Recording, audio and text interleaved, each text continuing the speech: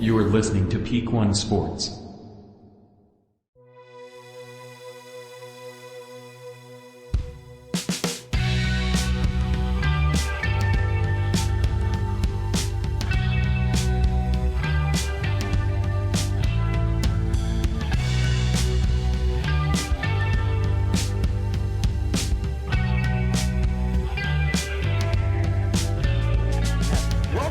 To the Bungalow Sports Show. I am your host, Cole James Rambo, and that over there is it's not Joey. That's Daniel. Yeah. And Joey, your job is safe, I promise. We're going to be here on Sunday, but... Or is it? I don't know. It depends on how this show goes, really, honestly. You could be looking at your replacement. It's quite possible. But Daniel here. Daniel's a longtime friend of mine. I've talked about you a ton on here because, you're like my hockey Jesus, I think. I've been thinking about lately. I've been thinking about going over this. We'll get into that in a second. But I really want to emphasize Joey because I know how Joey gets, and he's going to be like, oh, fuck, I missed one show. And it's like, no, Daniel's going to come over. I want to talk to him about his hockey brand, just talk about hockey in general.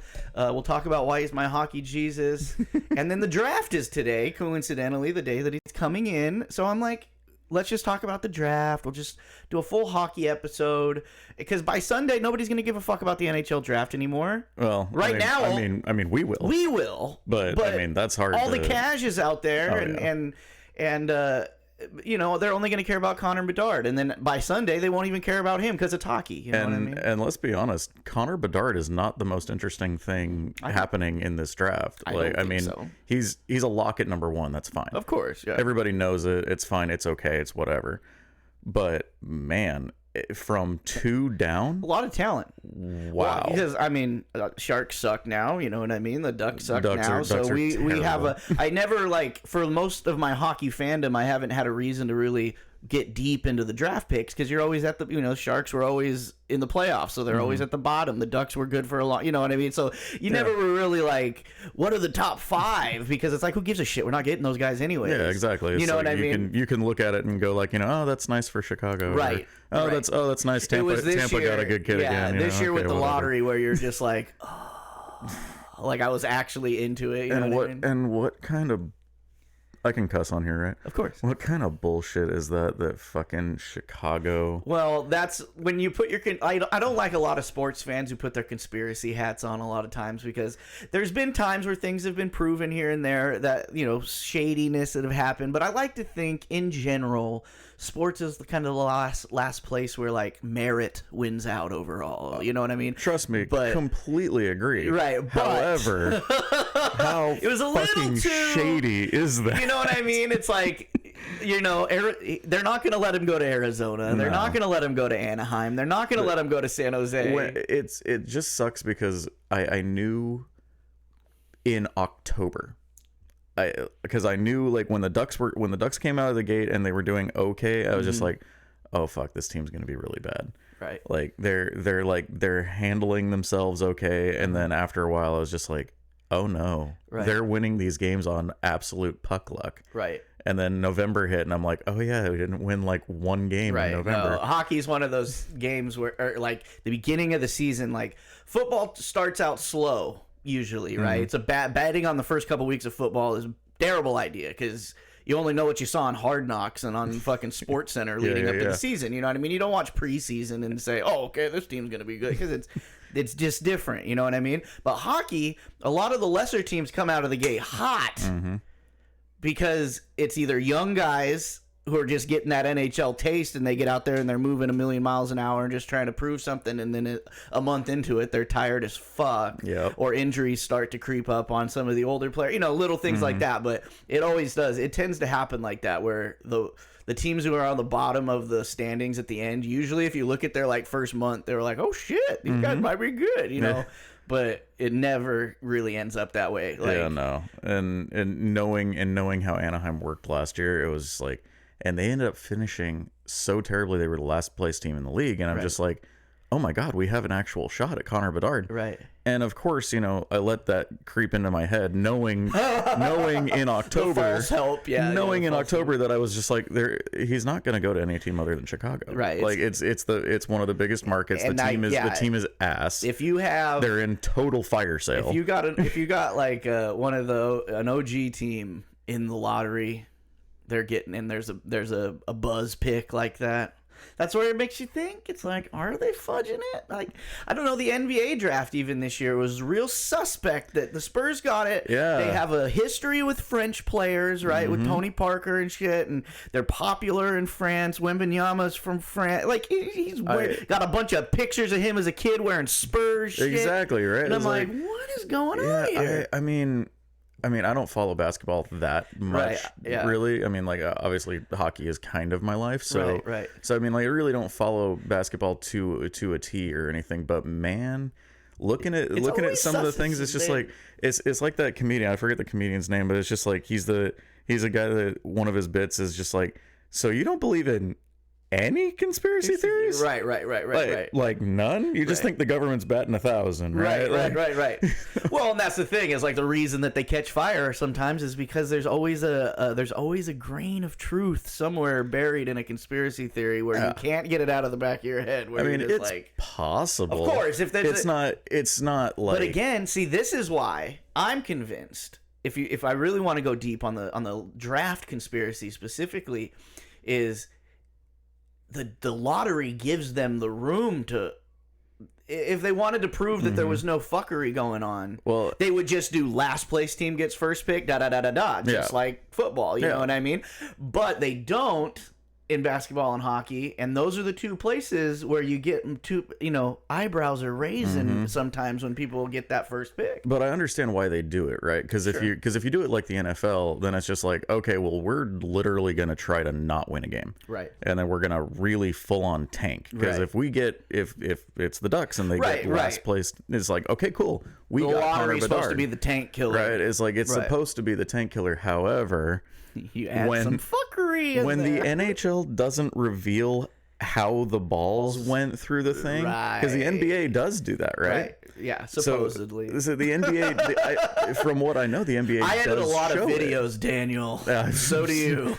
So you know that there's all kinds of things you can do on That's didn't think you know what that I'm saying? Far ahead in it, I guess. This draft brought to you by Chat GPT, dude. Like, it's just but yeah, I mean, you're never gonna get that out of your head when you really start thinking about it. But I don't know. There's nothing it's like I am with most things that I have no control over, whether it's politics or society or social views. It's like, I have the shit that I like, the shit I believe in, the shit I do. If I can't do anything about it, I'm just along for the ride. I was talking about like slam ball. Do you see the slam ball? I heard about back? slam ball. Yeah, and, like, ESPN picked it up. My That's thoughts on crazy. that were like, it's so dumb and it's so stupid. It's like the most like fucking guy with an American flag bandana sport of all time. You know what I mean? Yeah. But I don't control ESPN and what they put on, so I'm just gonna watch it. I'm gonna watch the highlights. Honestly, I used to watch it back in the day when it was on Spike TV. It is. Yeah, it was fun. It was entertaining, but it's like the perfect sport for the social media world because there's tons of good clips, exactly, hits and dunks. What else do you want? I was like, you don't have to watch the game. You can just watch the highlight pack. Right. Yeah. All right. Before we get into like serious business, we're getting serious and shit. I got to do an ad for Betalytics.com. Betalytics.com. Go there, make a profile, bet smarter. Promo code PEAK1. 25% off your profile. They they probably got you'd have to put your mortgage on Connor Bedard to win any money on him getting drafted first. But if you want to, you could bet on 2 through 5 or what. I don't know. I don't know what odds they have on Betalytics for the draft, but those are always funny things. Like, you could put a boatload of money on Will Smith going number 2 because apparently Anaheim's being stupid. I'm gonna get. Hold on. I've got a whole draft run now. Okay. Because but yeah, Betalytics.com. Go be a smarter better. Don't bet like me. Right? They don't even have MMA stuff on there because it's such a crapshoot, and that's all I bet on, and I lose all the time, you know, I lose all the time. I trust my gut. I don't trust Betalytics, but if you're Nate Diaz, Nate Diaz. never. I'm not that guy. I don't know. I don't want to talk about. We're not here to talk about betting, Daniel. We're here to just tell people to go bet with Betalytics and get 25% off promo code PEAK1. What else about the network? Oh, the subscriber challenge. We're almost there. We've got the wiffle ball home run derby. We've got NHL style shootout, 3-round shootout. You know, I talked to Danny about it this week, and he's a busy guy, and he wasn't giving me to. He wasn't as excited about the idea as I thought he was going to be. I'm gonna have to wear him down a little bit, but it shouldn't be a problem if we just do it before or after one of our games on one of our league nights. You know, have one of the goalies from the games just play goal for us. Have somebody jump out there with a camera and film it. I don't know. I gotta nail this down. If we can't do the ice, that would be unfortunate. But we can do roller anywhere we want. Yeah, you know, technically a tennis court will work. Yeah, or we could just do it Wayne's World style and do it out in the street, dude. Yeah. You know, whatever. On that note, Garth, game on. Right. The city of Tracy actually has a outdoor rink at a park. I haven't been there, but I've heard so much about it, actually. Wayne has been there a few times just, you know, getting some reps in out there. So I don't know. We'll have to look into it. And then the third, I decided, we were talking about mini golf last week, but mini golf it's just long to ask somebody to film us for that long. I think we're going to do Top Golf for the third. Top Golf. Yes. Top Golf is, yeah. You know what I mean? Something that's, we don't have to move around a lot. That's what I'm trying to think about, because like filming it, I only want to do 2 cameras. I don't want to do more than that, because then the editing is going to take me fucking forever. And I mean, plus Top Golf versus mini golf, like so much better. I mean, they keep the score for you, and you get to hit the long ball. That's like, what I'm saying. That's the best part, like, right? Chicks dig the long ball. Nobody right? likes putting. No, putting's for losers, dude. Putting's for that's why I can't golf. Putting's for such losers that I putt with my driver, dude. Or I get one of those Happy Gilmore style hockey stick putters. I'll get on the green in 3, but I'll also get in the cup at 6. So, you know what? After once these subscriber challenge events are completed and it's successful, I think I want to start setting up a bi-yearly Bungalow Open, and we actually go play real golf. We get like maybe 8 people, or I don't know, maybe. I don't know. We'll got to figure out the logistics, because you got to have a camera person with each cart. So maybe we have 2 players on a cart, 1 camera person on a cart, and again the multi-camera. I don't know. I get on this show and then I sit here and I just go through my fucking thoughts about. I have an idea real quick and then I'm like, let's work this out. There are a bunch of people who don't give a fuck and probably won't even watch the outcome. But you're invited to the first annual Bungalow Open when it happens. Hell yeah! All right, let's get into Epic, dude. You're decked out in it. I sure am. You're the CEO. You're no longer my friend right now. This is the interview portion of the show. Oh shit! Do I have to be professional? Fuck. I'd like to introduce you guys to Daniel Costa. Is CEO Daniel Costa, or is it Dan? No, Dan's your dad, right? Yeah, Dan's my dad. Okay. It doesn't matter. That's my dad. That's what you do at business meeting. I can literally. People, how you doing, Dan? You're like, hey, Dan's my father. Yeah, Call me Daniel. I can actually say that and not be facetious about it. So I'm going to give him a brief rundown of our friendship. We've been friends for a lot longer than I'd like to admit, because it just means we're old now. But I call you my hockey Jesus because I've been a hockey fan since I was 5 years old, since the Sharks' inception, right? It was like the sport I grasped onto because my dad was a Raiders fan and an A's fan, and they both were horrible, and he was always upset all the time. So I'm like, I don't even like sports then, because why do I want to do this, right? And then the Sharks come around, and they didn't have a chance to suck yet, and then they were good. Yeah. Pretty much from their inception until about 4 years ago, they were pretty decent most years. No, they built a decent team out of the gate, right. Except for that first year where they won 17 games, something like that. Yeah. But anyways, so I always loved hockey. Never played it. My parents were not very proactive. If it wasn't like Little League that they basically forced down your throat, it was really easy. Barrier to entry was like, is it easy for my parents to sign me up?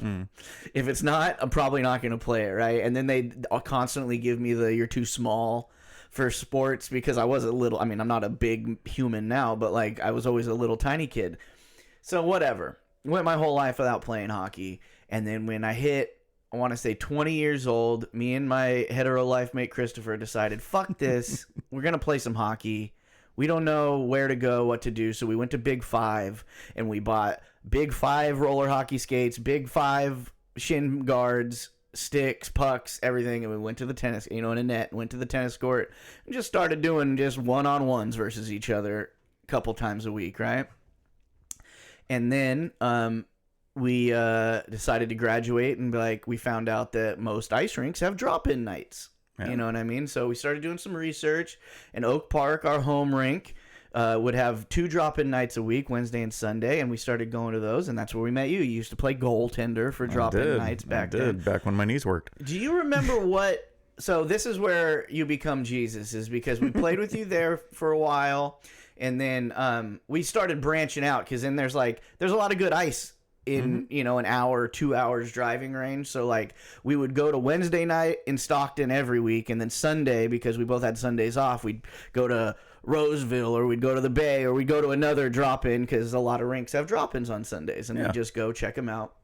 And then all of a sudden you were gone. You know what I mean? You were gone from Oak Park drop-in. Yeah. We're like, oh, I wonder what happened to Daniel. That guy was cool. And then you showed back up maybe...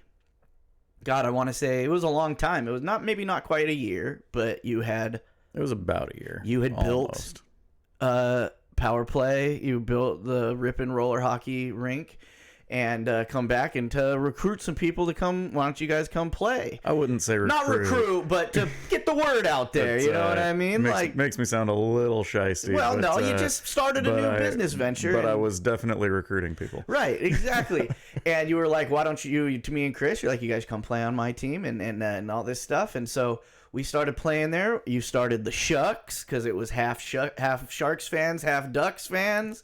Those first jerseys they made me fall in love with my own custom jerseys, because it was the Sharks biting. You changed the hockey stick into a palm tree. It was it was fantastic. They were the Thrashers. They were old Atlanta Thrashers jerseys. Because I mean, that jersey on its own is just freaking sick, man. Right, and then there was the old Ducks. We have one of the old Ducks jersey too. I still have them in the garage, but yeah, and then the rest is history. I've played roller hockey ever since, until you guys closed down, and then we went to Stockton, and Stockton closed down, and now we're playing ice. Yeah, we're all back together. The gang's all back together. I smell Persian food coming through the vent. I was gonna say, I wasn't sure if I bump something and there's a fire going on behind me, but I'm just the camera will catch it and it'll be great. The AC in this part of the house, the intake is right at my mother-in-law's door, which sucks in the kitchen air, and then because I'm the end of the line of that AC thing, it blows the food smell in here. That's it. It ain't a bad thing. No, I'll tell you that much. But yeah, so you're hockey Jesus, because honestly, the reason I'm still playing hockey, if there was still just drop-in for me, would have quit a long time ago. Oh yeah, because there's nowhere to go with it, right? That, and I'm not that I'm super competitive, but competition is what makes sports fun for me. Exactly. You hardly ever see me practicing hockey. Yeah. I should. I mean, definitely should. I am right there with you. I definitely I love playing games. I love having a team. I love just I love the camaraderie. I love just, not even on your own team. We've been playing in leagues against each other since the Shucks. Yeah. And you know what I mean? It's I just love seeing the same faces every week, and everybody. I will say I like playing on your team versus against you, because I'm annoying. You're annoying, and we played against each other on Monday, a couple days ago. You guys fucking smashed us. It's funny because I had no points. I had nothing at all, and you were the only one to score for your team. That's what I said. I go Wayne, because Wayne's not playing on the Geese right now. He texted me. He's like, "Oh, how'd the game go Monday?" I was like, "Well, we got smashed 7-2, but I scored the 2, so I'm good." Dude, the whole time we went in there, I was just you scored the first one, and I was like, okay, shit, he got one.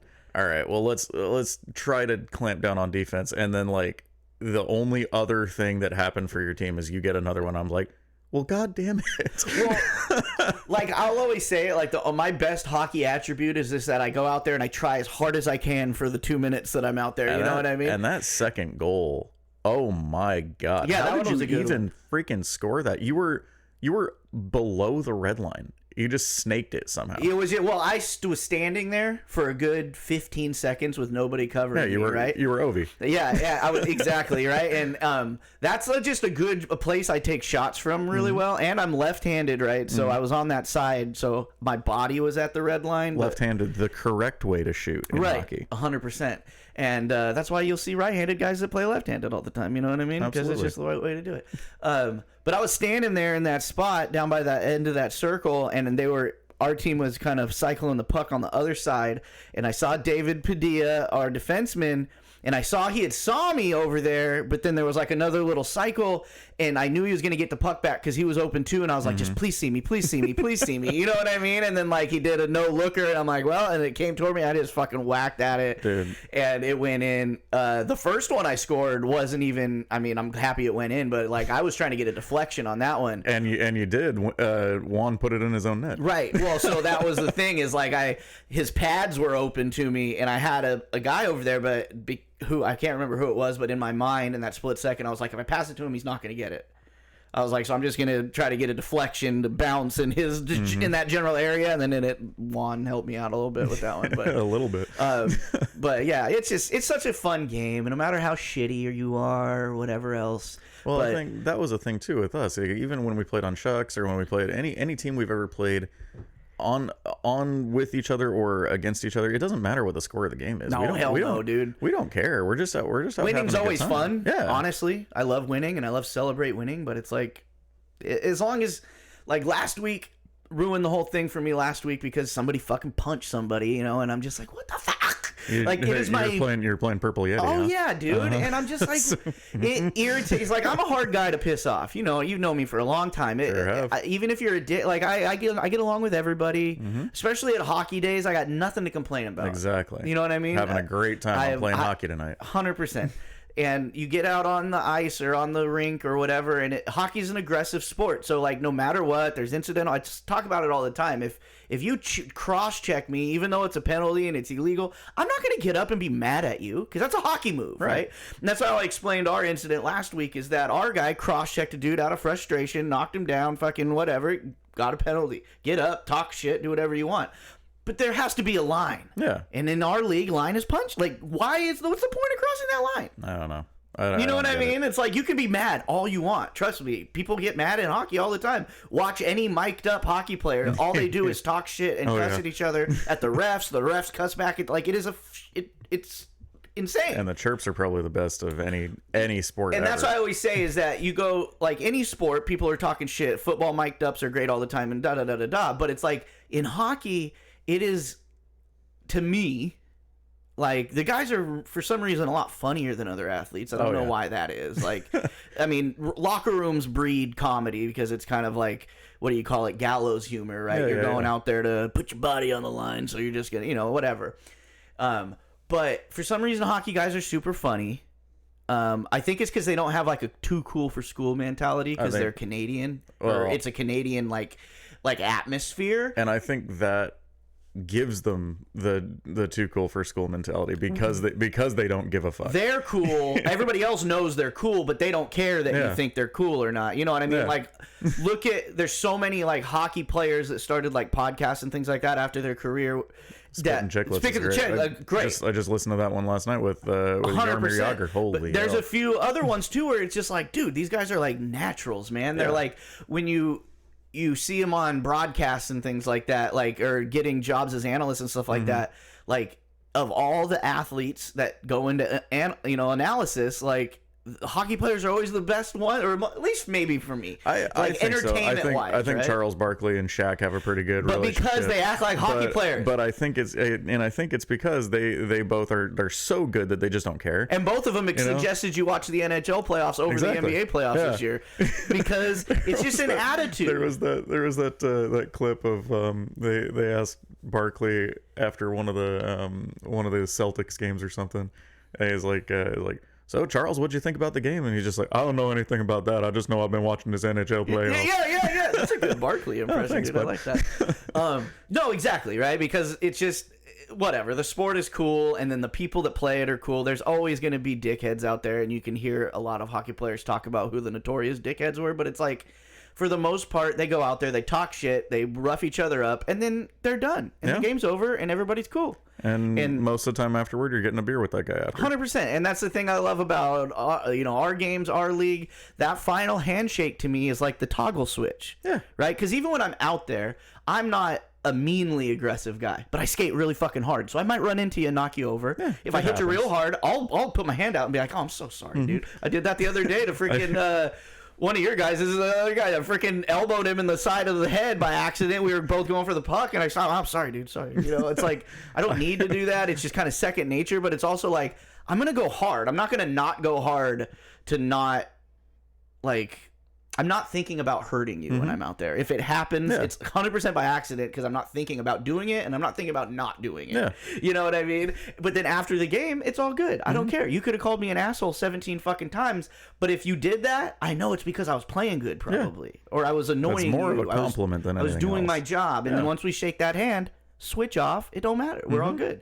We're not playing you guys next week, so now we're no longer enemies. You know what I mean? Like, exactly. Anyways, I don't know. That's enough about hockey, about our dirt league. But that's why you're my hockey Jesus, because I don't think I'd still be playing if I had never met you and you had turned me on to roller hockey, because that was just it was like a fuck, and now it's like an addiction. And every time we lose a spot, I'm just like, I'm never gonna play hockey again. Like during the pandemic, oh my god, my wife.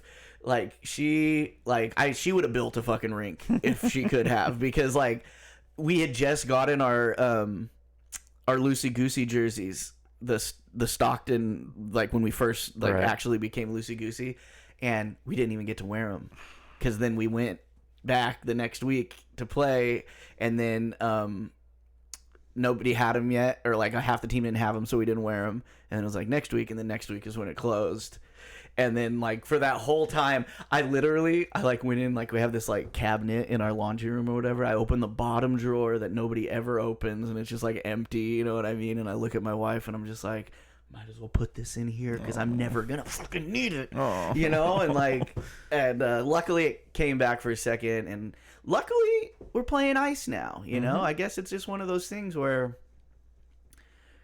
That's what I tell any roller guys who haven't come out to ice yet. I'm just like, come play a couple games, and you'll realize that's what you've been wanting to do. It's just hockey. It's just roller, exactly. Hockey is hockey. And exactly, that goes same thing for ice guys too, because ice guys have such an issue with roller hockey, and I get it. It's a little different hybrided version of the sport, but like, I mean, there's so many NHL guys that are roller hockey guys now that it's like the argument's over. Well, there's so many roller hockey guys or NHL guys that are now roller hockey guys, and there's so many roller hockey guys that became NHLers because of roller hockey. Right. I mean, Pat Maroon, you look at Pat Maroon, 3-time cup champ. Exactly. You look at Pat Maroon. You look at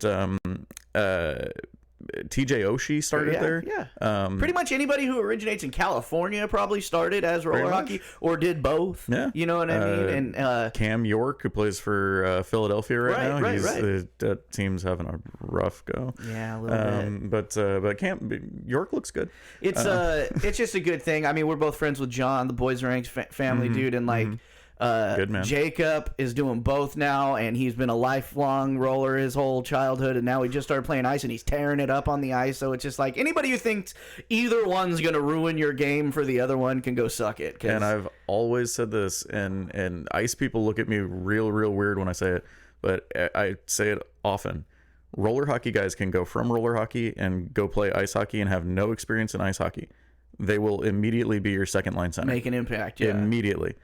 Ice hockey guys cannot come onto. What do you think that is? Why do you think that is? It's the mechanics, I think, a lot of it. But I mean, I think the fact that in ice hockey, you don't have to do a whole lot with the puck, right, in order to make it move, because it's a piece of vulcanized rubber on ice, right? It's gonna move. Well, as a guy who's played roller hockey for the last 13 years and am now playing ice, the biggest thing for me to get used to is in roller. You know, you get the puck, and then you don't really have a pass. Everybody's kind of covered. So you're in roller hockey. It's sometimes it turns into pinball almost because you can't stop fucking moving. Like you're just constantly having to move.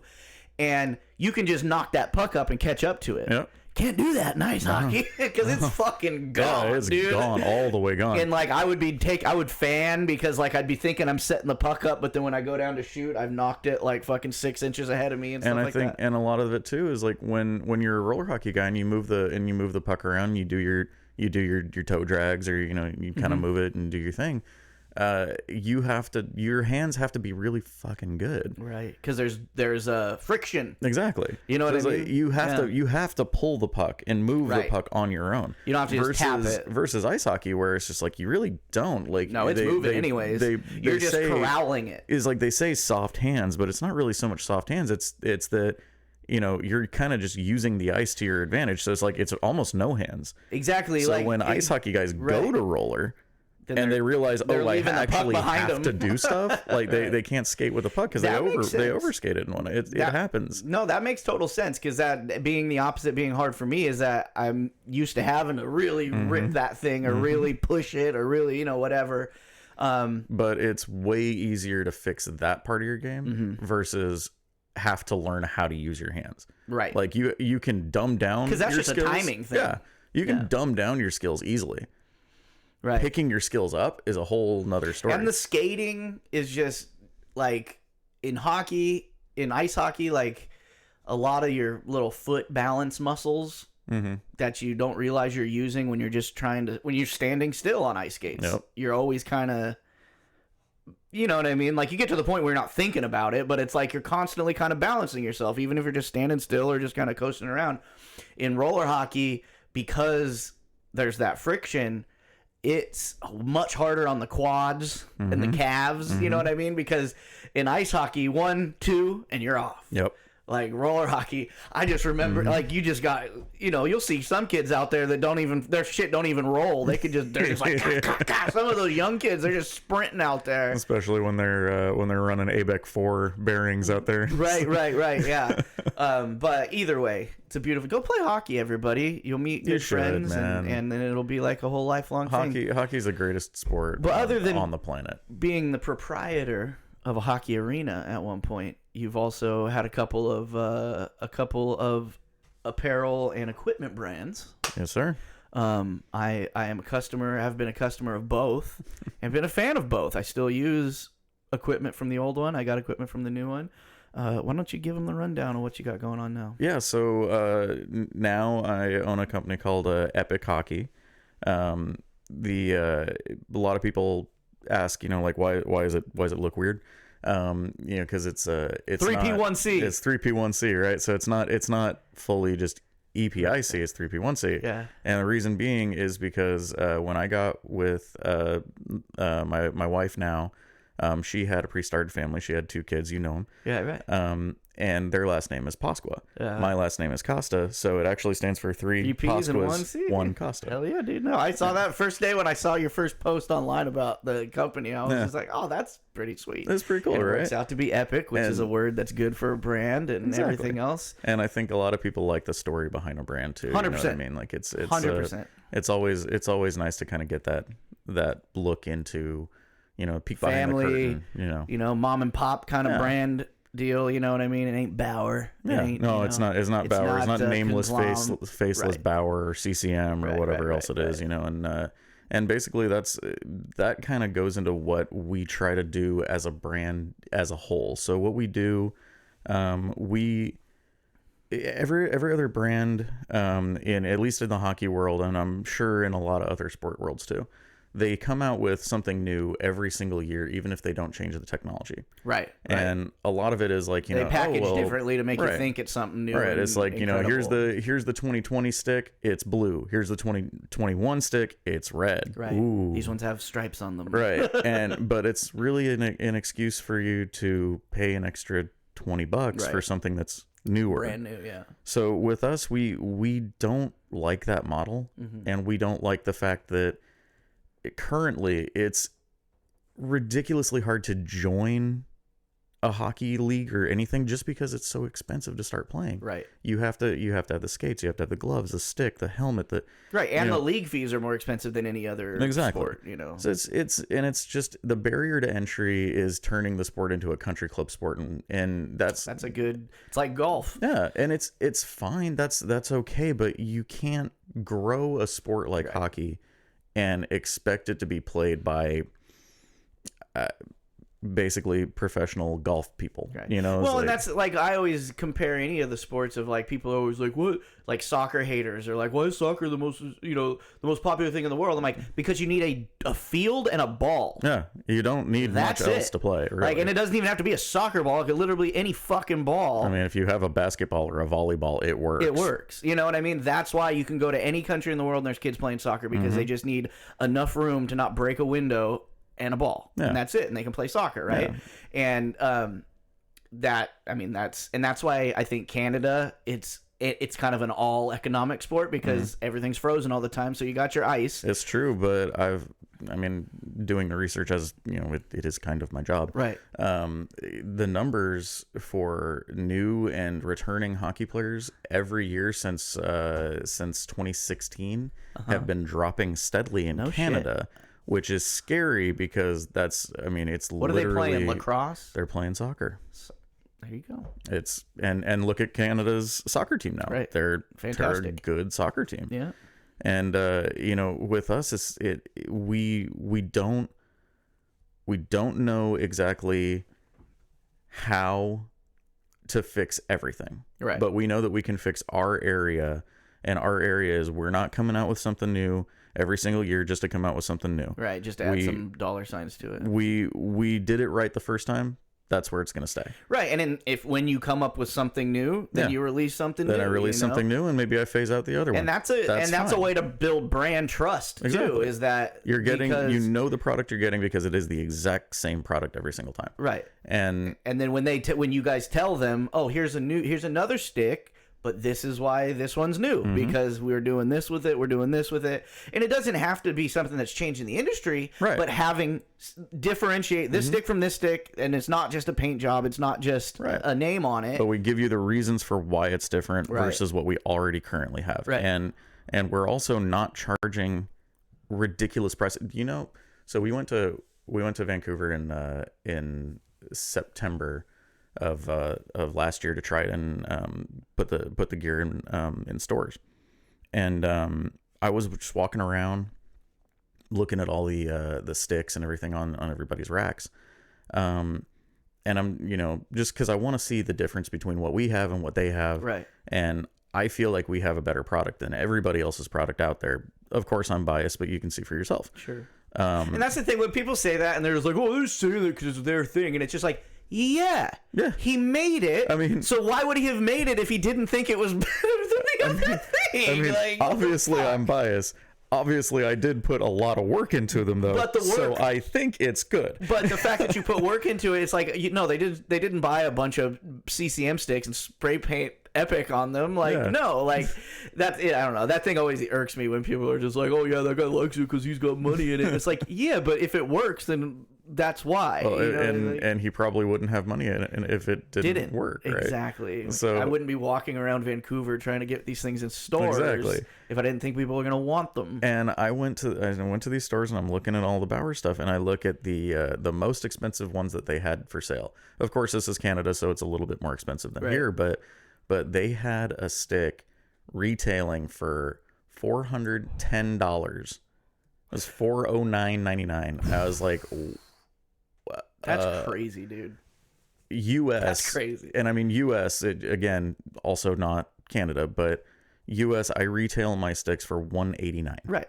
That's totally fair. And that is a good price for a high-end stick. You know why it's fair? Because it doesn't cost me much more than that to make it. Right. I mean, it costs you $100 to get three seasons ago fucking, not sold stick on Hockey Monkey. You're still paying $99 for but the reason that Hockey Monkey even has to sell them at that price is because Bauer told him, well, you have to buy the new one. And then the next season they're like, you have to buy the new one. Right. They're 3 seasons in and it's just like, fuck, we got to get these things out of here. Exactly. They're taking up space. And that's what I'm saying is like, even even the old ones are still $100. You're not getting a $50 old ass stick, which you used to be able to, but now you can't. So it's like now even the cheapo one clearance you're trying to get on Hockey Monkey still costing you $100. So you just say, this is what I tell people all the time. We were just talking about getting a lawn guy or a house cleaner. It's like in life, if you're doing something right, if you're spending $100 on a clearance stick, like, how much longer would it take you to add $85 to that $100? Probably not much longer to save that $85. It might be a couple weeks or maybe a week, or and then whatever, get right? your stick or get, you know what I mean? Like, it's that price point that is really, when you're researching gear and stuff like that, there's a drop off, right? And that's what I was gonna say, that you saw a $400 stick as somebody who like manufactures these things, and you see what everything costs and like the actual quality of everything. Where is that price? Where's that line where it's worth it to spend this much versus I'm spending it just because it's this thing? I mean, or I'm losing quality because I'm not spending enough. And unfortunately, the way that the marketplace is, I mean, you can see it. There's a what's the name? The one with Jesse Pollock, Bar Down. Is that it? Bar Down, yeah. So Bar Down sent Jesse Pollock to Pro Hockey Life, I think, a while ago, and he was going through and he's like, I'm gonna buy the best gear I could possibly buy, and he just picked the most expensive stuff. Right. But in the industry now, and I think in a lot of industries too, but in the industry right now, what it is if it's expensive, it's good. Right. And that's not the case. Definitely not the case, especially in hockey gear. It's not the case. Dude, I only know Windows, right? That's what I sell and what I install, and I tell people that same thing because there's a brand out there called Milgard Windows. And even if you're not a window person, you probably know that name. And it's because they're the most famous vinyl window company in the world, right? Or in the States, at least. But, like, the windows, I mean, I can sell you those too. But, like, the windows that I like to use that are a local brand built right here in Modesto, same thing, lifetime warranty, blah, blah, blah, blah, blah. The guy who sells them their vinyl that makes their product, he sells the same exact vinyl to the Milgard manufacturer. It's just extruded like Play-Doh into their shape of window frame, right? So it's the same material, the same everything. They're just got their name. They've got whatever else bells and whistles that they offer and stuff on top of that. But it's all name recognition anymore with a lot of things. And the internet and whatever else has opened up so many ways for people to manufacture their own shit rather than go to these big guys that I think the general public is starting to see, like, oh, we were just all paying for markup and fluff. Yeah. You know what I mean? Well, and that's all you ever pay for Bauer stuff. It's like, you know, Bauer has these NHL athletes. Well, where do you think they get the money for it? Right. You know, like they all have shareholders, that you think right? is better than the $185. Yeah, it's like they have shareholders. They have all and they need to hit these numbers, and I know this from owning a pro shop at one point. Bauer will come to you and they will say, well, you're going to take $50,000 worth of product this year. And I was a little shop in the middle of Central Valley of California. Right. That's a lot. I was not selling $50,000 worth of stuff. And this was back in like 2012. Right. You know what I mean? Like that's a lot. Yeah, it's still it's not. It's like, that's too much fucking money. So I tell them, I was like, well, I'm not going to sell that much. Like, and they will they will look at you in the eye and they will say, well, we're Bauer. Right. So you can either have us or you don't have a pro shop. Right. Well, I mean, that's run of the mill for any of these big companies in any place, is like that same company, Milgard. Like, I am not an official dealer of those. If you want those windows, I buy them from another dealer because I have to guarantee them $100,000 a year in sales just to sell their product at cost or whatever. And I'm not gonna, I can't do that. Like, no fucking way. Well, there's no reason for you to do that. No, not at all. When you have other options that are either, and I can still buy your windows. Yeah. So from another guy in town that all he does is sell your fucking windows. Yeah. And they're going to be a little bit more, but I got to pass the window cost off to the customer anyway. Yeah. And that's all Bauer's looking at is like, no, you're going to pay us the $50,000 just to have Bauer in your store, right? Because then you don't have a pro shop. And that's the if it ain't got Bauer, it ain't shit. Well, and you know what's funny? There's a lot of people that we go to shows, you know, like for Epic, we go to tournaments, we go to like big trade shows type things, and you know, if and people will come up and they'll snub their nose at us, you know, like they'll look at us and go like, never heard of this brand, right? You know, it's just like, and it's like, and I get it, you know what I mean? Like, you never heard of the brand, you kind of get like, whatever. But that's what those shows are for, is to see the new shit. But then with us, what we do is because we we really don't like that when you snub us. Right. So we put up a net, and we put down some roller tile, and we basically, like, people come by, and the first person that gives us a look, we shove a stick in their hand and be like, bud. Here, try it out. Try it. Yeah. And then they'll be like, okay, and they'll pick it up, and they'll go like, oh shit, that's light. Yeah. And then they go and take a couple of rips with it, and they're like, oh fuck. Yeah. What's this brand again? Right. And we start talking to them, and it's just like, what makes me the most upset about the big brands is the fact that they do not give a shit about the end consumer. Mm-hmm. Like, Bauer and CCM, all these big brands, what they want to do is they're going to sell them to the stores. They're going to sell, hundreds of thousands of dollars to one little market, NHL market, whatever. And they're going to do that, like 100, 150, 200 times a year. Right. And it works for them because they make their money. Well, yeah, and I think you get to a company that's the size of that they're literally the biggest in an industry or whatever, right? And like, Bauer's 80% of hockey. It just becomes becomes business and numbers. Anytime a business gets to the point where they have so much overhead, so many employees, so many this, so many that, then it's just like it's a growing the number thing, not bettering the product. Exactly. Thing, and that's the thing, is they don't feel like they have to, so they don't. No. I mean, there's nobody biting at their heels because they're in as close to a monopoly as you can get in American business. Yeah, you know what I mean? They're a legal monopoly at this point. Right. But I mean, and the way that they work is, like, I've heard people come to me and say, like, oh, well, how do you explain the things that they're doing that are new? Like they made that new stick where it's the agent or whatever. I think it's the agent with the hole in the top of it or whatever. Yeah. Like they made that stick, and it's just like, well, how do you say they're not inventing anything? And I'm like, well, because one, they stole that technology from CCM, and two, it doesn't do anything. Like when people say, and it's like, oh, it's supposed to be more aerodynamic, it's just like, but it also gives you another weird spot for something I don't know. It's like a gimmicky innovation. It's just or a gimmick. Right. It's full on just a gimmick. Like when we had Verbero, people thought that Dude, you wait till you see how fast I'm swinging that thing, dude. Don't be behind me, dude. The wind cutting through that little hole in there is going to blow you back. Oh, man. Definitely. It's deadly now. Yeah. You ever play Pokemon? Have you ever seen Sonic Boom? Oh, yeah, that attack. Yeah. When we had Verbero, the whole thing with us was we had this stick called the Cypress. And I have one in my garage. I know you know. I know I have a Mercury in my garage. Yeah, you've used Cypress too. I know you have. I might not have it anymore. I'm saying, but I moved it this morning. The gimmick with our stick was that there's actual wood in it with inlays. The carbon. Right. So it's a truly hybrid stick. So you get the feel of the wood with the power of the carbon. Right. And that was what we were billing it as. Truthfully, we should have tested it a lot more. We had some issues with our my partner at the time, but neither here nor there. Yeah. The stick itself was very good. It did exactly what we wanted it to do.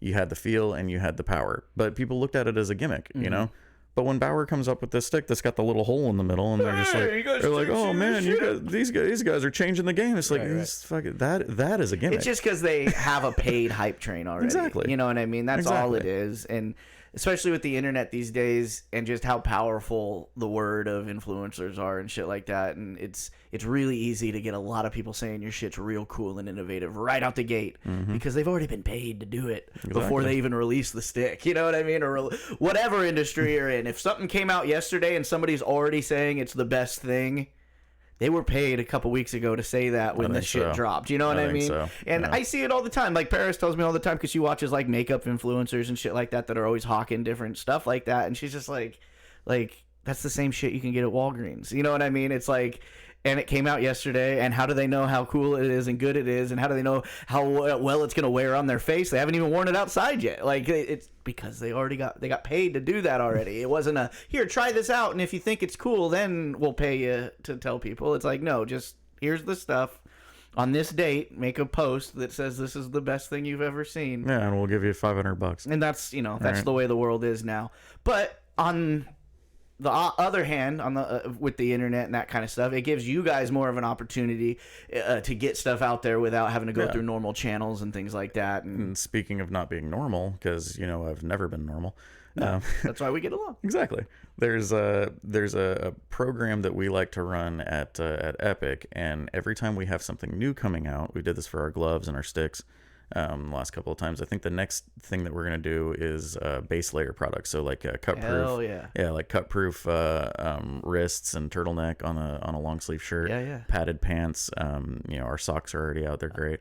Oh, I'm in for that. I'm a big base layer guy. So a lot of hockey players are anti-base layer. Like a lot of guys people are just that are, the old school guys that are just like fucking shirtless underneath. Like I don't like it. I like a base layer. Nowadays they're making you wear them.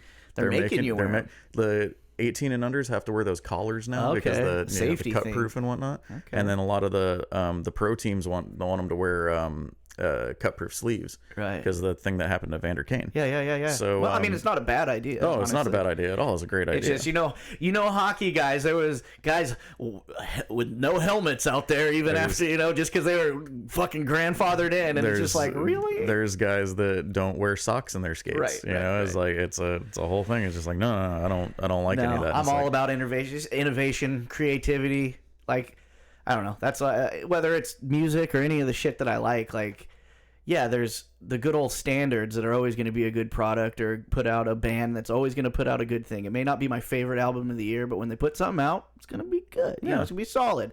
But I love creativity, right? So it's like you said, like why sell people on a brand new stick if it's the same as the other one? Exactly. Why, and I try to put that in everything I do. It's like I've been making music for longer than anything in my whole life, but I've never once sat down and wrote a song thinking like people are gonna love this. And that's probably why I haven't made any money doing it. You know what I mean? But that's not why I mean it's not why in a business you're trying to make money, but at the beginning of it, it's not that. It's like the money is a byproduct of I made a good thing. Yeah. You know what I'm saying? Like, so when I make sales on my streaming shit now, it's even happier because I'm like, I made this and I didn't even give a fuck if you bought it, but now you're buying it. You know what I mean? And it's like, that just means, okay, my weirdness, my creativity is translating to somebody. And like with you guys and kind of just taking that new look towards hockey equipment, it's like, I'm not the only one out there where it's just like, I love trying new stuff, but that's why I asked the question of like, where's the point of dollars versus diminishing returns. It's like if I spend $250, is it worth the $250, or is it only? Could I spent $200 and got the same thing? If it's $150, should I spent gone to $200? Like if I get to $400, is that a waste of $200 or a waste of $50? And there's no real math to do to figure that out. But you don't know that, and that's why every time you come out with something, I like to try it. I like to buy it. I like you're my friend, so any of my friends that make shit or do shit creatively or whatever, I always. Please support your friends. I always do, right? So, but with your guys' stuff in, specifically because it's hockey related, and that's huge to me. Is like, I want to see what is worth it. You know what I mean? It's not like I'm gonna be back and be like, oh, this stick and this, what the fuck, dude? Like this is a saber. This is. It's like, no, that's not why I'm doing it. I'm just. You had an idea when you had Verbero. I have my Verbero stick. It lasted me for 10 fucking years. It's still in my garage. Still going strong. You know what I mean? Like, until you started Epic, and then I got an Epic stick, and that's why the Verbero's in there. That's in the garage. I think you got 2 goals with that Epic stick. I did yesterday. And you know what? This will make you feel good. Is the 2 games before that, I went back. I have a brand new pro stock Wayne got me at the Sharks. They sell off the gear from the year before last year. And I've barely used it. So, like, the 2 games before we played you guys this week, I used that one. Terrible games. And then Monday night, I was like, I'm bringing the Epic back. And I fucking drained a couple, dude. That you did. And so, tell against people where they can go. Against a pretty good goalie who was on his freaking mark last week. Not that I like scoring against him to make him feel bad, but scoring on Juan is, like, so joyful for me because he's so damn good. He's so damn good. We've been playing against him for so many years that it's just like... And it's like, conversely, there's some goalies, we played with forever that when I don't score on them, I'm just like, motherfucker, I've got to get my shit together, dude.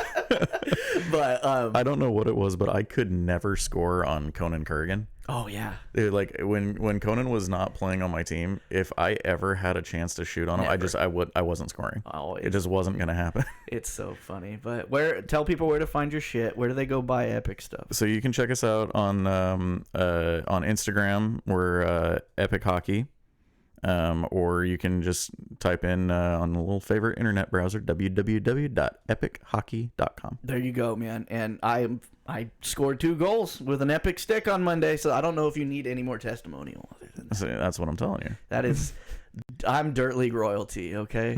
And if I choose Epic, you should too. All right, let's talk about some real hockey stuff here real quick. Yes, sir. Oh, wait. But a couple little things aren't that important, but I just haven't fit them into a show. Is this year's Hall of Fame class has a lot of... See, we are getting old, right? Because a lot of these names are some of my favorite guys to watch growing up, and now they're going into the Hall of Fame.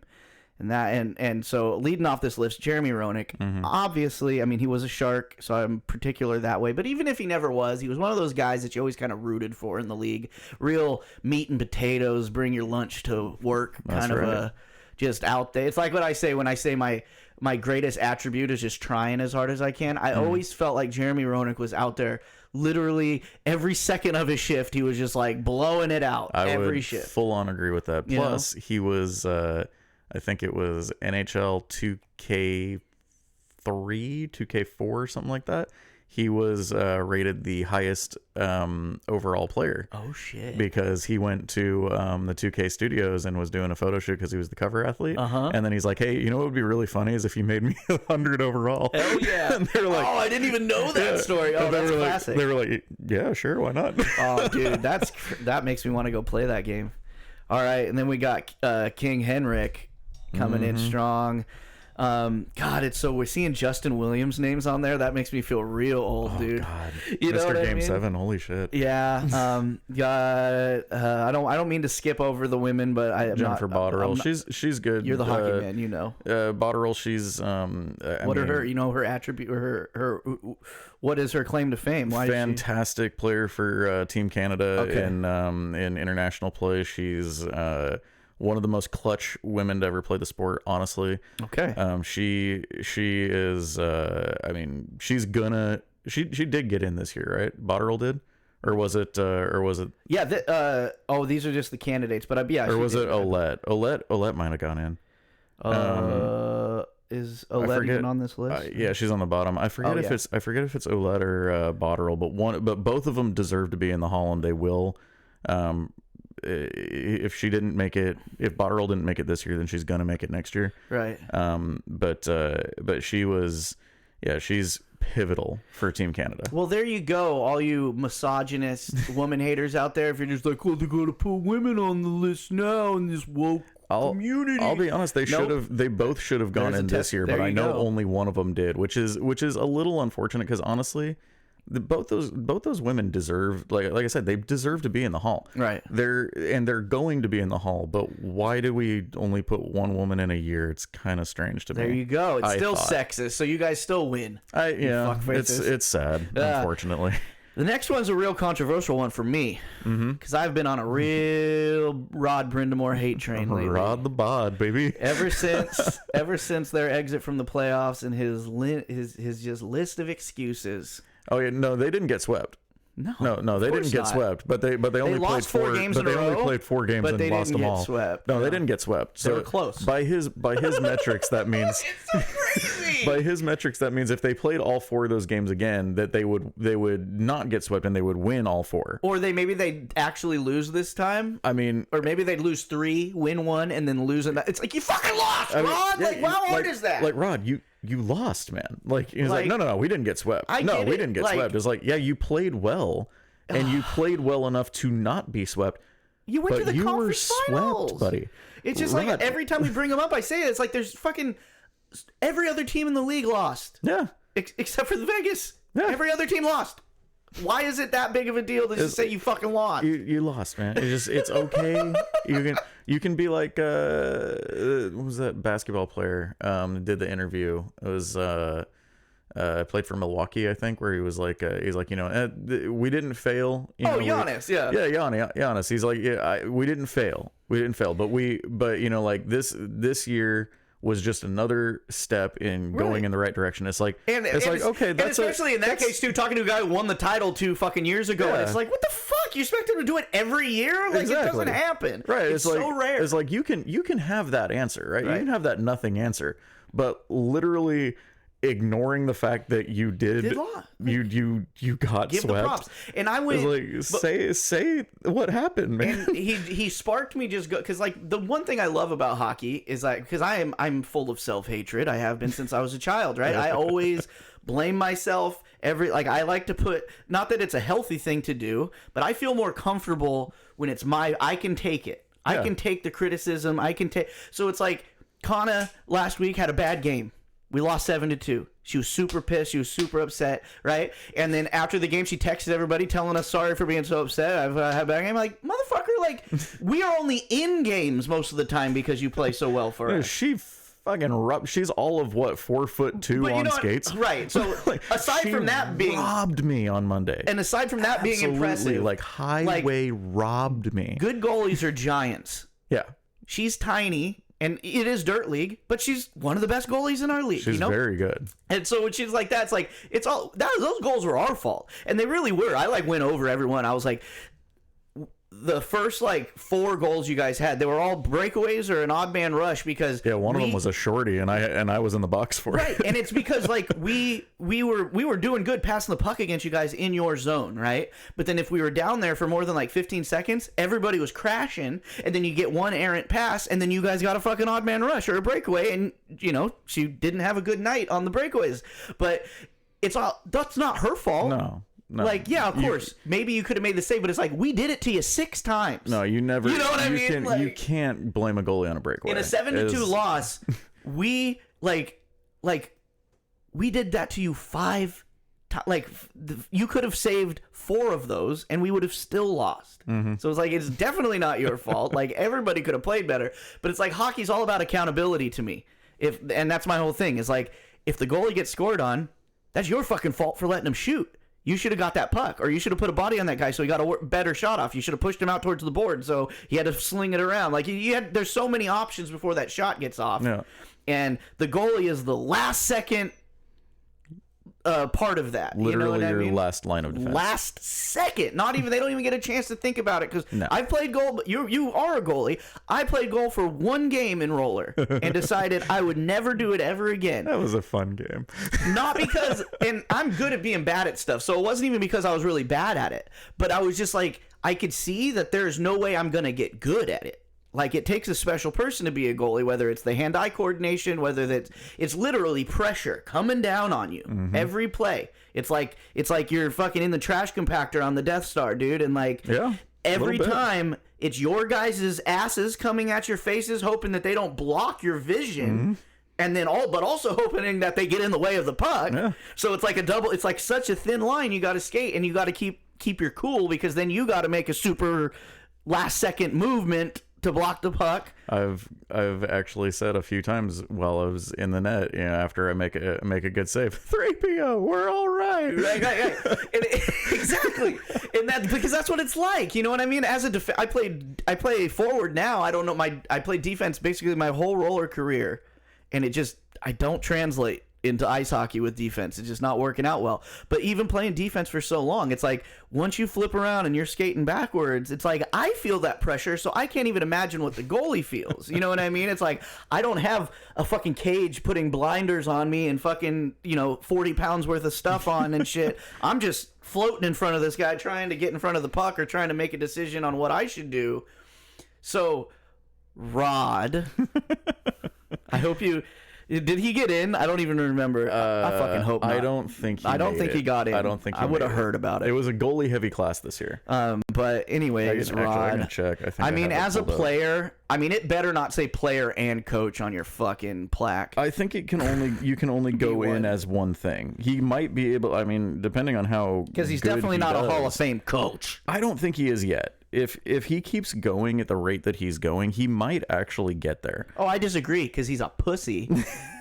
And that team's going he's nowhere. But he's got one cup, right? Like he won one cup. No, I gotta give it. And he brought that team Put from Hurricanes on the map, dude. He brought them from nothing, really. He put him on the map as a player, put him on the map as a coach again. kind Agreed. of. I think that he's a damn good coach when And he's damn good at being a whiny little bitch who doesn't take accountability. he's had some issues with that, I think. Hey, but in all honesty, with the player category for him, I don't really see it either. I just don't know if he's got the resume. I mean, he's got the cups. We'll say that he's got the cups, but I think a lot of him is like. Well, it's one of those Eli Manning arguments. You know what I mean? I bring him up all the time in these situations, Hall of Fame wise. Is like his stats aren't a Hall of Fame quarterback stats. Yeah, but he beat I wouldn't Tom say Brady so, twice. but he beat Tom Brady twice in the Super Bowl, and he's got 2 Super Bowl championships, and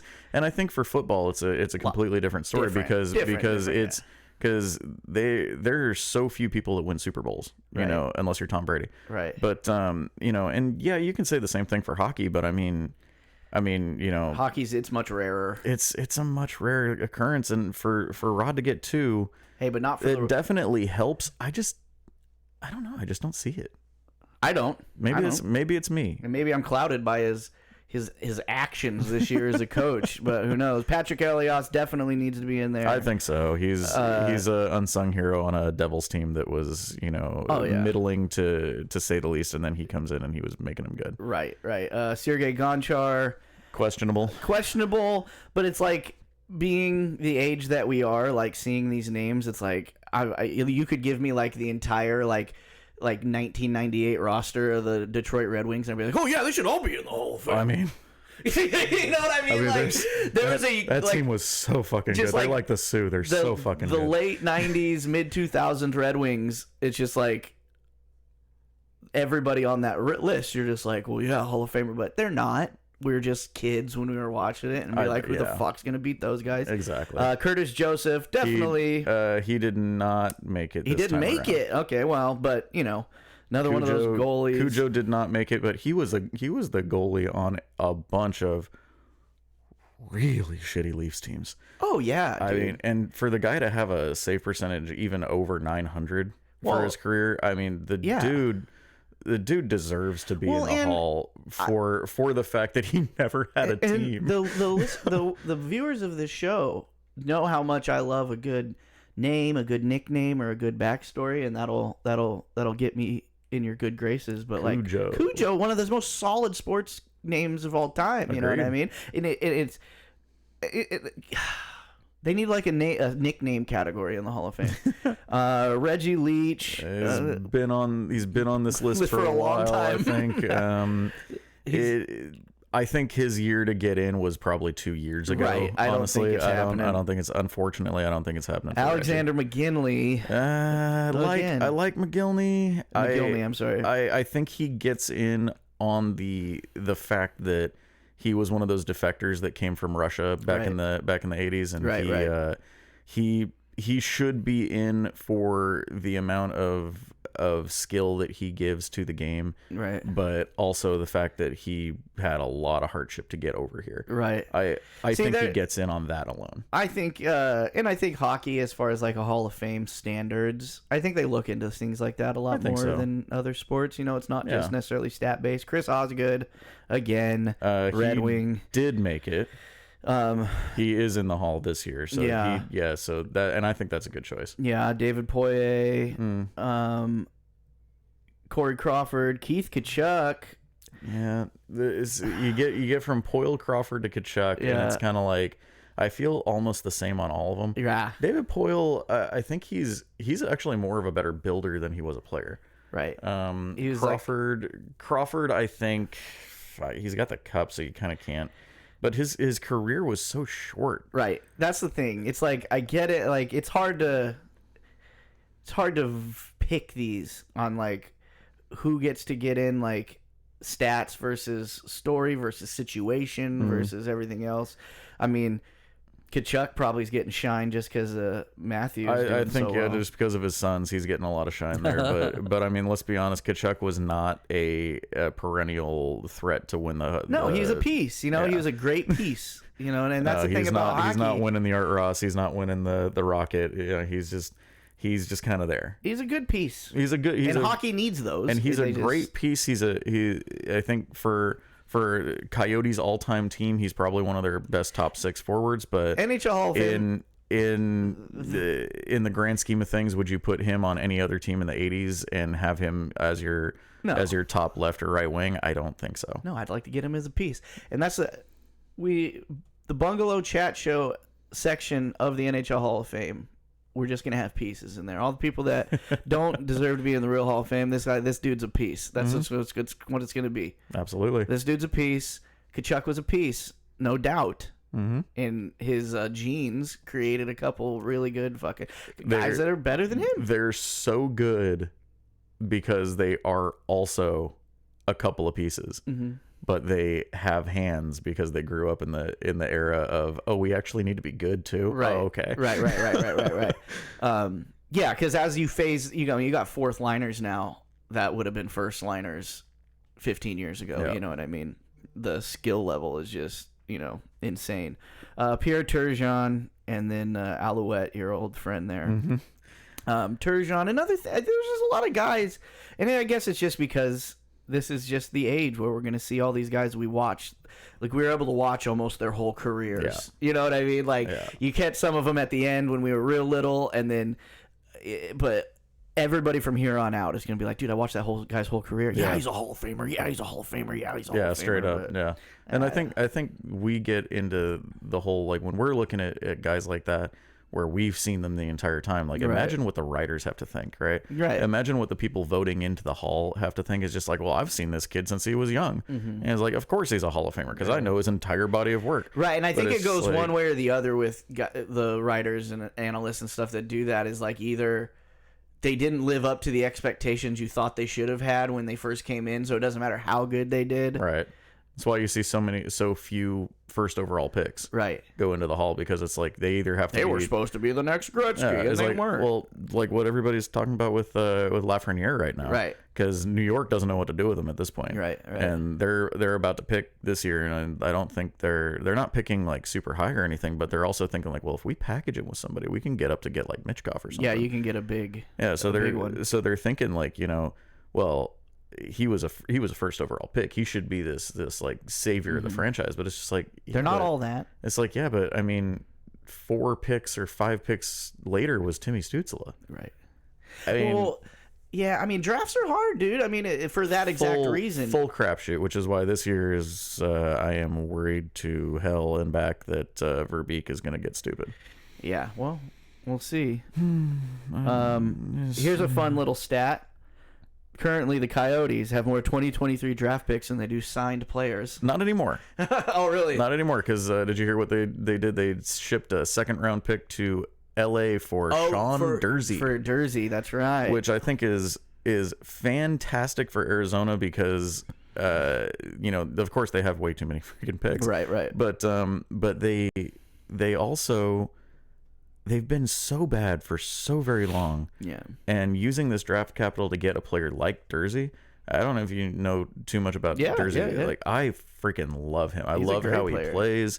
And he was just not going to get enough time in LA. Well, and you just get because he's not getting enough time, his ceiling is much higher. Exactly. If you give him some more fucking time. Exactly. But I think he was getting something like 18 minutes a night. Right. Which is good for a defenseman, but I mean, he's going to get upwards of like 26 in Arizona. Right, and it's just time. It's time in the league. It's time. It's just his ceiling's a lot higher than those picks they gave away. Exactly. Let's say that. And I think he's going to be a great player for Arizona, and Arizona is going to need to start building. Do you think they're going to move? I hope so. The experiment's depends on not working. what they're trying to do. I don't think the experiment is worth staying in Arizona. That's what I'm saying. Even though their fans are fantastic in Arizona. But I mean, just, they've had to go through so how freaking long much. do you have to I just not have it not work out? I just don't see. I was in the camp like a couple years ago when they were talking about how they hadn't paid their rent to Gila River Arena and all that, and I was just like, somebody needs to buy this team and move them to Houston, because Houston is looking for a hockey team. They want one, and it's a freaking great sports city. Houston is. Texans will get down with all sports, dude. Exactly. I mean, they finally start loving the Stars, but I mean, the Stars have been winning too, so that helps. Well, I did on last week's episode. Stan Kroenke, owner of the Rams, the Nuggets, the Avalanche, his real estate group just took over the rights to an arena project in San Diego. I've been hearing about this. Yeah. And the NHL has been thinking about it. Didn't you used to be part owner of the Padres? I did, yes. Yeah. Yeah. I remember that. You gave me a business card one time, and I'm like, that was just a move to give me a card with Padres. Yeah, no, it absolutely was. Full on was. No shame in it at all. I was like, yeah, I got business cards with my name on them. I got the San Diego Padres logo. Like, yeah. I'll hand that off. Why not? That's a good move. I should just put any logo I want on a card and just start giving out to I people. think you'll get a little upset, or people will get a little upset the further you go with it. Yeah. But no, man, that was a fun time. San Diego, I mean, I don't have to tell you, like, obviously the Padres love their fan base. I mean, they spend a ton of money on that team. Yep. Right? So obviously it's worth it to them in the market. Still can't win. They can't. But, this season is so fucking weird. But you have to split, people like to talk about just the sport and the success of the team when it comes to those decisions, but a lot of it has to do with merch, a lot of it has to do with other things. But they've been San Diego strong forever. Yeah. Like they even when they were just awful. Right. They still drew some people, and it was because, hey, that's what I'm saying. That's a good deep into San Diego, right? It could be a good destination for a hockey team or for a basketball team or whatever they're planning on putting in this arena. If the fact that the Chargers left, that's a huge thing, because everybody in San Diego is a Chargers fan, and everybody hates LA. So when the Chargers moved to LA, they also lost their fan base, because everybody's like, fuck that, I'm not cheering for an LA team. Right. So they're which is understandable. Yeah, which, I mean, why the hell would you cheer for an LA team? Friggin' Kings. So try it, fuck them. So I mean, like, it's for them, they kind of like, everybody was essentially a big Chargers fan in San Diego, and then when the Chargers left, everybody's like, well, fuck, we'll throw everything into the Padres. Right.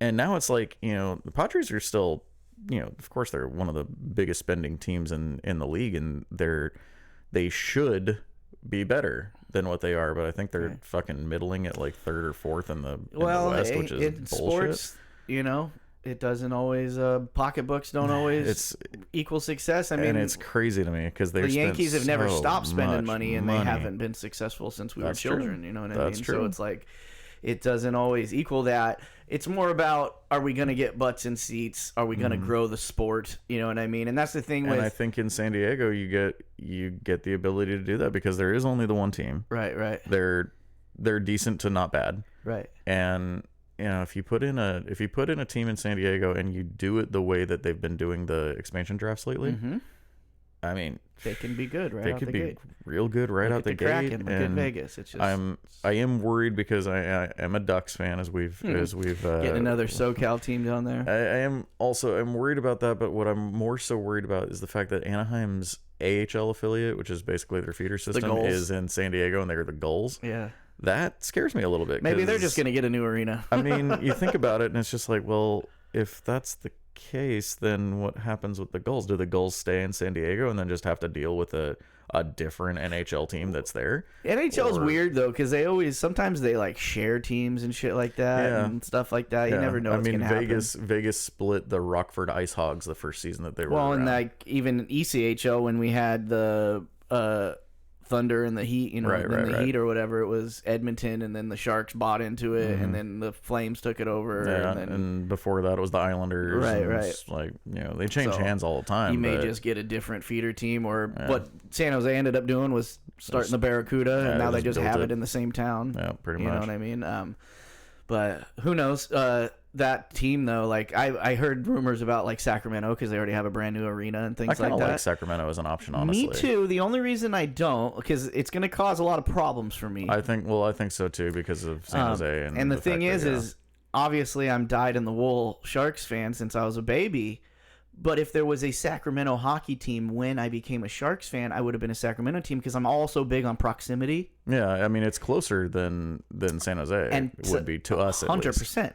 And to take me out of the argument, I don't know if you'd be building a new NHL fan base because you'd just be pulling from the Sharks. Especially San Diego's in far enough down there that anybody who is a hockey fan is a Ducks fan because Anaheim's the closest thing to them.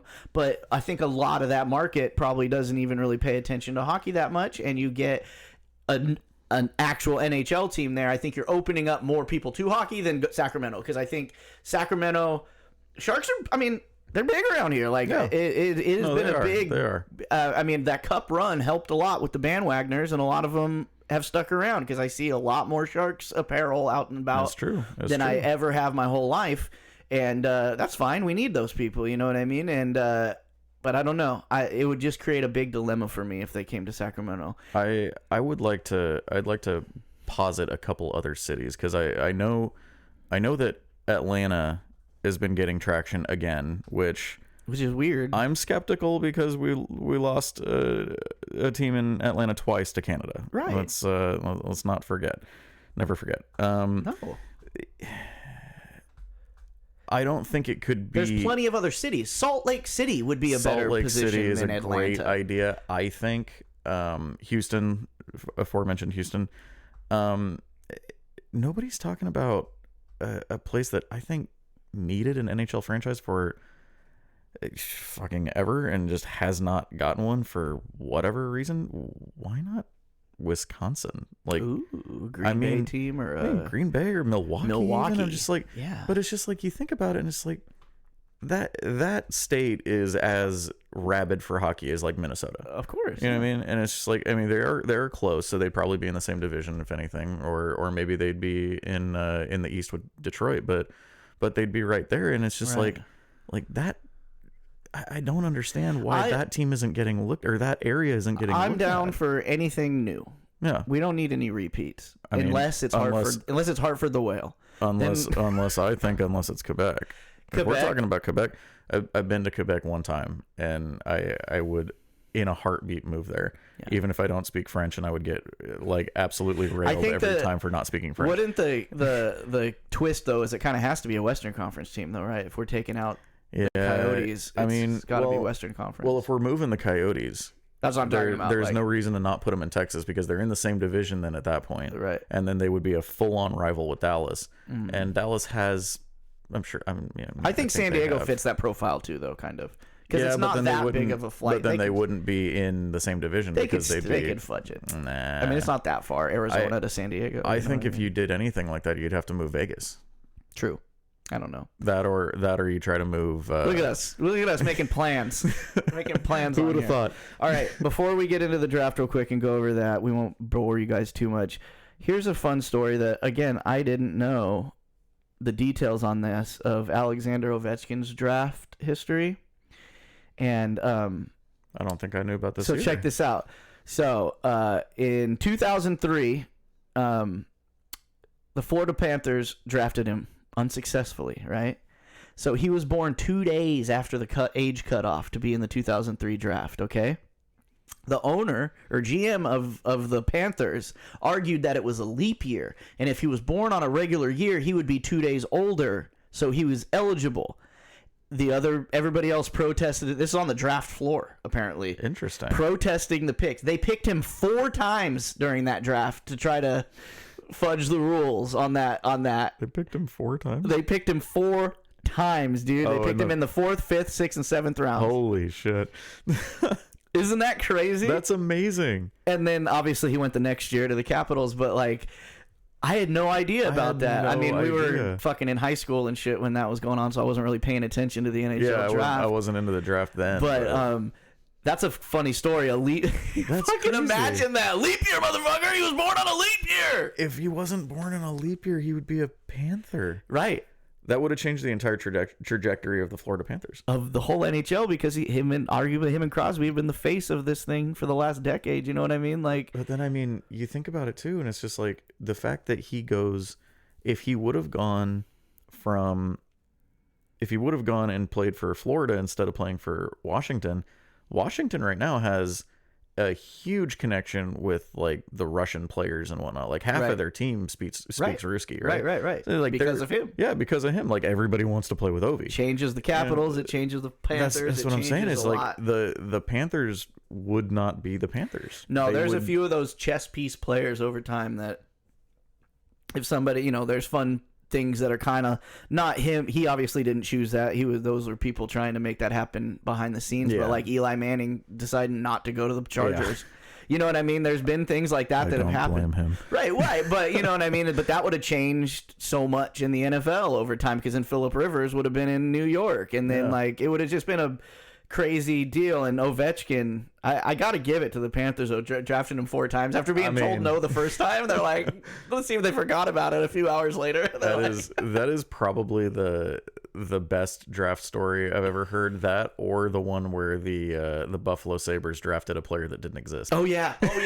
I forgot about that one, dude. In protest for how long and stupid the draft took, they took a kid from Japan that didn't exist. Took my fucking creative player. Or like on NHL, when you get to the you're like 30 years into your career, and there's guys that obviously were just on the design team that put their pictures in there and shit. Like when you're looking at the rosters, you're like, oh, that's funny.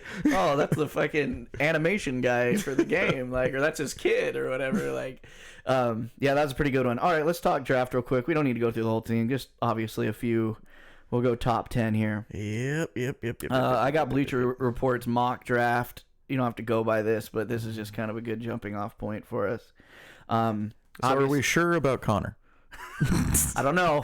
I wouldn't put my mortgage on it. Well, are you sure?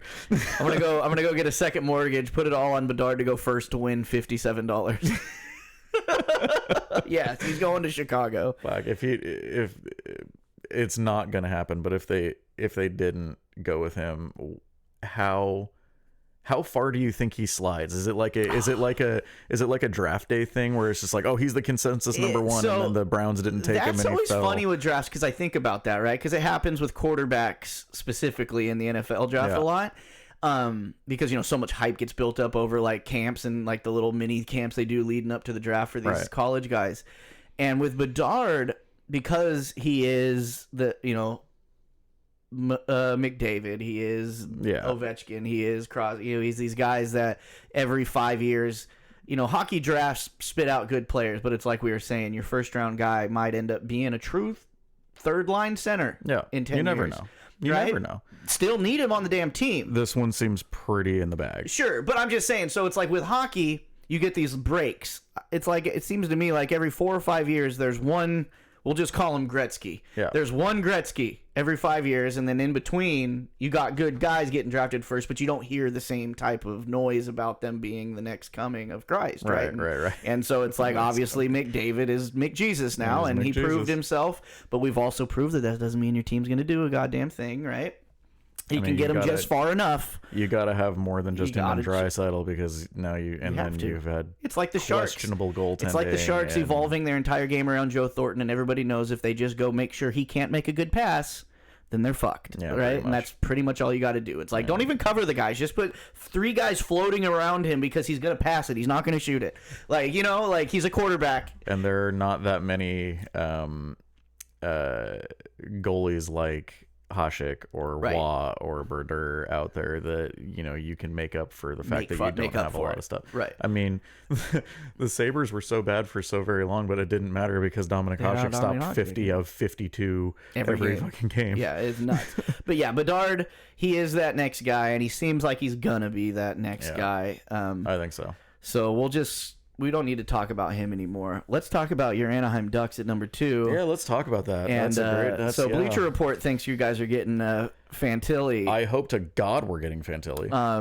But you brought up old William Smith, who they have going 6 to the Coyotes. Now, what's your beef with Will Smith? I love Will Smith. Honestly, I like him as a player. I think he's going to be a very good player for any team that ends up getting him. Compared to Fantilli, Okay. I don't like him that much. Okay. I think. So you'd rather get Will Smith, or No, I would rather get Fantilli. you'd rather get Fantilli? Yeah. Okay. Oh, compared to Fantilli. Yeah, I think so. Here's my thing. There's a lot of people going up about Will Smith just keeps rising because he was like 14th. Like before the season started, everybody was like, "Oh, he's going 14th. He's not even going to hit the top 10." And now he's in 6. Right.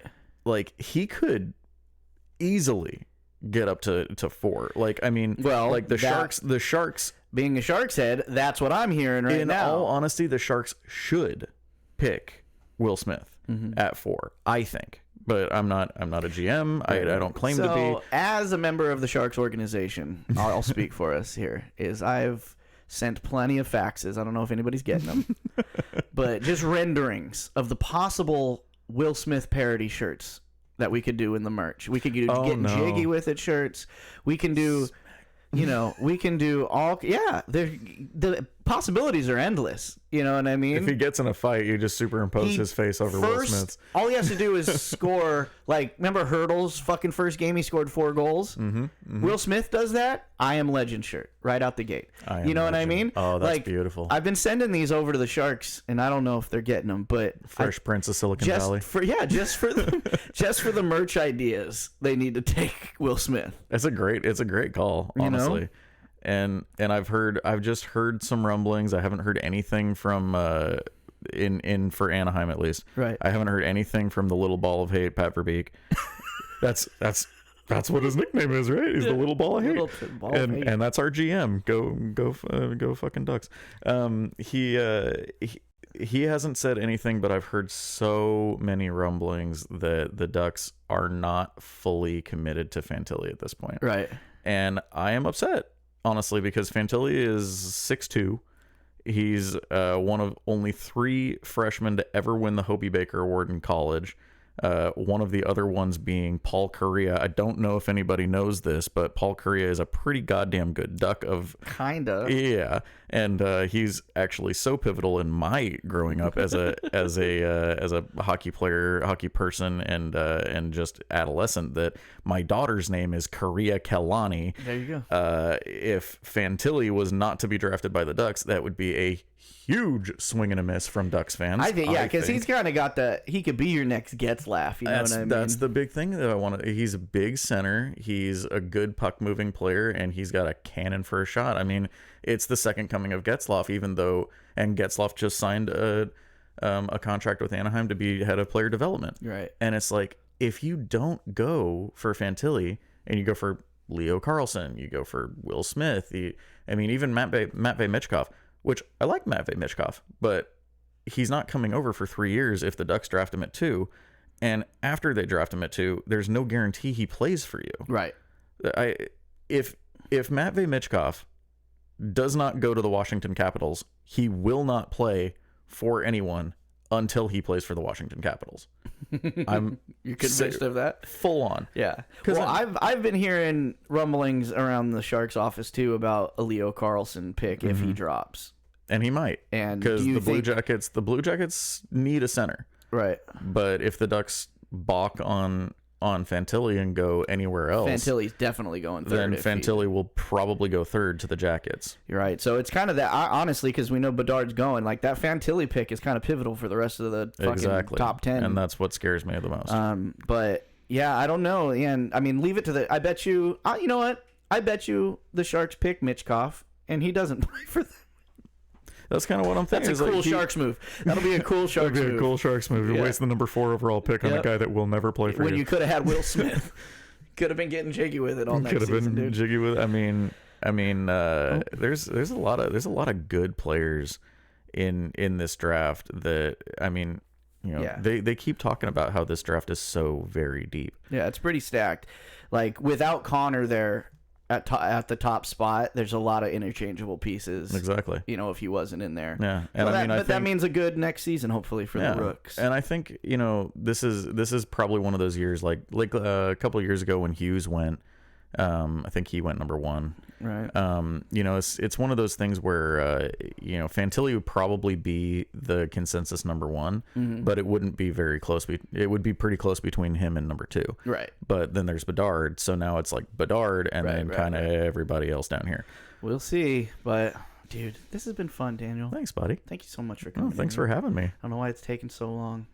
It's busy. We've both been busy, but we should try to make this a regular thing. I would be very excited to make this a regular Let's thing. do it, dude. We'll work out the deets later, but we got another mic and a couch right there, so There we go. it's doable. I could always hang out. and I've got another camera right here. I could point at you. There we go. So it works out. But thanks Just for make sure coming in. Just make sure you get my good side. That's all. Everybody, you know what? That's funny because because the camera used to be on that pole pointing that way, but because I can't have this blocking my camera, Right.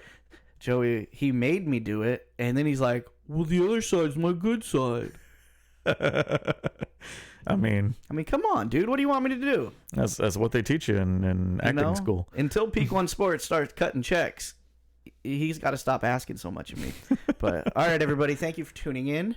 This has been a real special edition of the Bungalow Sports Show, a special draft edition. And the funny thing is the draft is in a couple hours or soon. Yeah, I gotta get It's in Nashville. I We gotta gotta get to the warehouse and ship some sticks before I get home. And All right, so we're gonna watch this draft. Everything we just said will probably be wrong. 100%. Get in the comments. Let us know how Everything's wrong gonna we be are. wrong. That's the thing you got to do with sports people. I've realized is you can't just say, "Hey, go comment. Tell us how much you like everything." It's like, no, go on. You got to tell them to come tell me how stupid I am. That's the only way to get them going. Oh yeah, and trust me, it'll all be wrong. Tell me how wrong I am and how right you are. But if we are right, But most importantly, if you're in the market for hockey gear, go to Epic. Follow them on social media. easy now. Score 2 goals like me in the Dirt League, and that's all you can ask for. All right, this has been a show. Thanks, buddy. Thanks, guys.